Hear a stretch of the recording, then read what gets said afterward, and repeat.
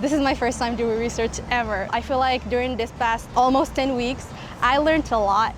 I know how to do stuff by myself. I learned how not to give up. And it's all because of my teammates, because of my professor, and because of myself.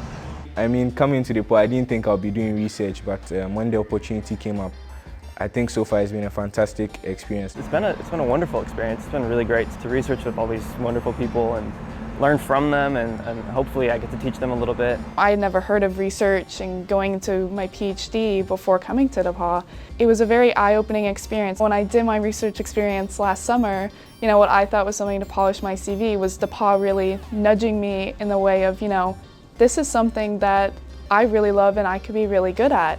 When you invest yourself in DePauw and the experience, DePauw really gets to know you best. Undergraduate research is a really high-impact practice that allows students to get their hands on a topic, to really think about it and be able to apply it so that then they can move on and exceed everyone's expectations when they move beyond DePauw. Research is an integral part of the work that we do here at DePauw. So if students are interested in research, they should come to DePauw, because here you get hands-on experience and research opportunities during the semester as well as in the summer.